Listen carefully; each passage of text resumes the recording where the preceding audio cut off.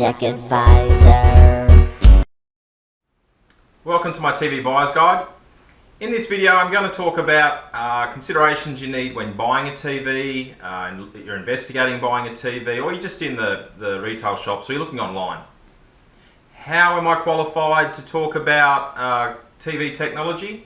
Well, I worked at Channel 9 Engineering in the engineering department there, and we looked after all their servers. I looked after the studios, up where the producers worked, and we looked after all the equipment there. So I do know a fair bit about TV technology, how it's transmitted, how they make TV, and also obviously how you at home receive the TV on your TV sets.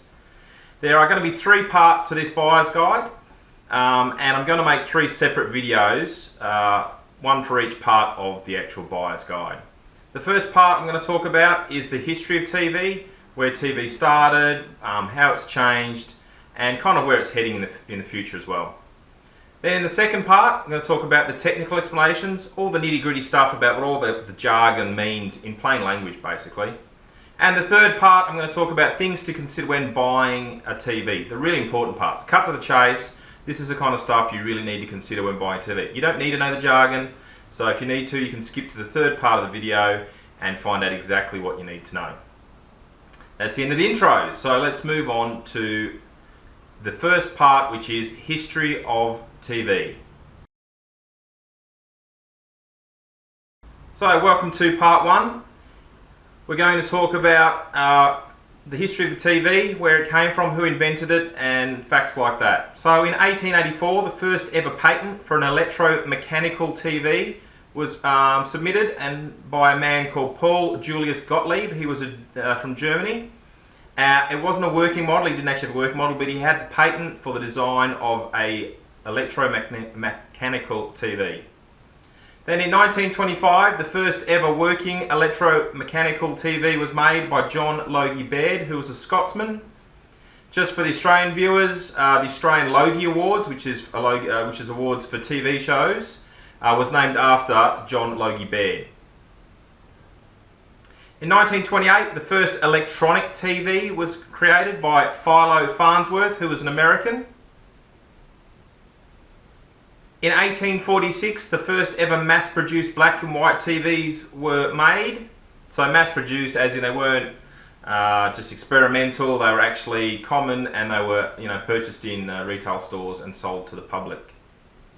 In 1953, America had one of the very first transmissions of colour TV. It had gone from black and white to colour, so it's a fairly big step.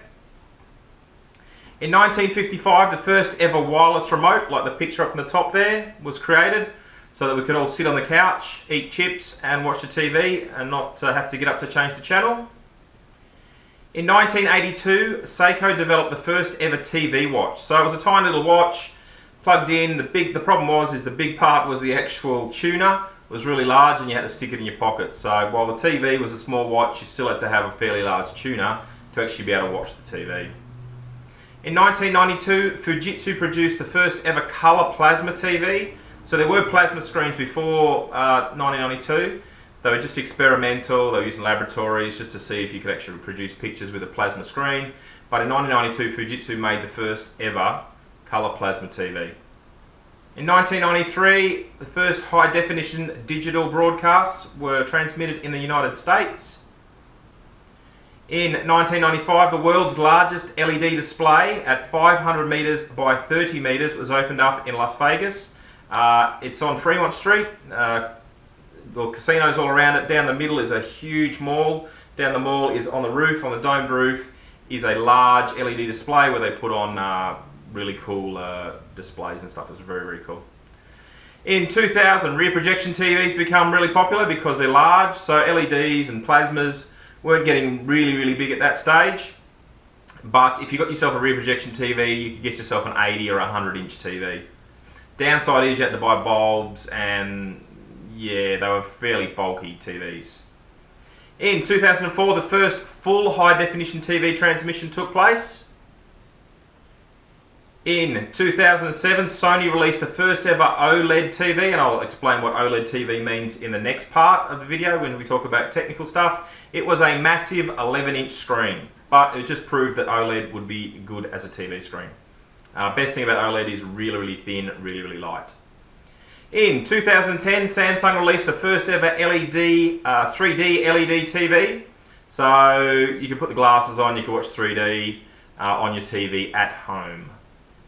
In 2013, ultra high definition, or 4K as most of you have probably heard, TVs were introduced, and the first ever 55-inch OLED TVs were also released. In 2014, the first curved TVs made an appearance by Samsung. Panasonic stopped making plasma TVs, which was a pretty big event at that stage. And in Australia, analog TV transmission ceased, so they went to they went to digital broadcasts, and some channels obviously went to high definition as well. So that's the end of the history of TV. What do I think the future of TV is? I think down the track we'll have larger and larger OLED TVs, so they'll be really thin, they'll be really light. There are a few technical limitations at the moment with OLEDs, in the fact that they can wear out. The colours in the video can actually start to fade after a while.